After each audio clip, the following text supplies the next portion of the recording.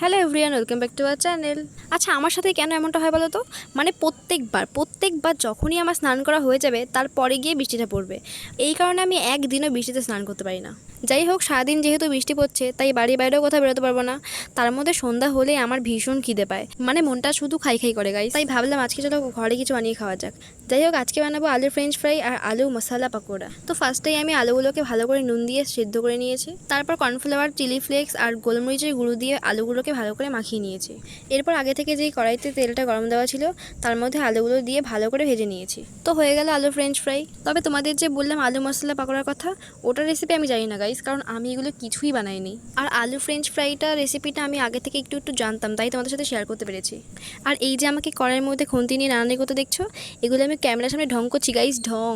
কারণ আমার দ্বারা রান্নাবান্না কোনো কিছুই হয় না। আর এগুলো সব বানিয়েছে আমার পার্সোনাল রাঁধুনি, আর সে আমাকে সবসময় নতুন নতুন আইটেম বানিয়ে খাওয়াতে পছন্দ করে। যাই হোক, তোমাদের সাথে গল্প করতে করতে এদিকে সব তৈরিও হয়ে গেছে। এবার সব প্লেটের মধ্যে সাজিয়ে গুছিয়ে বাড়ির সবাই মিলে একসঙ্গে আড্ডা দেবো আর জমিয়ে খাওয়া দাওয়া করবো। এইদিকে দেখো, এদের জন্য শান্তি মতো একটু ভিডিও করতে পারি না, ক্যামেরা মাঝখানে হাত ঢুকিয়ে দিচ্ছে, মানে কতক্ষণে খাবে। আর একটা কথা, তোমরা কিন্তু শুধু আমার ভিডিওই দেখছো, লাইক কমেন্ট শেয়ারটা কে করবে শুনি? লাইক কমেন্ট শেয়ারটাও তো করতে হবে নাকি?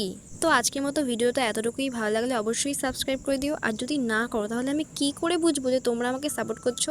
আবার কি ভাবছো? তাড়াতাড়ি যাও আর সাবস্ক্রাইবটা করে দাও। যাই হোক, দেখা হচ্ছে নেক্সট ভিডিওতে। তো আজকে মতন tata guys, love you all, by.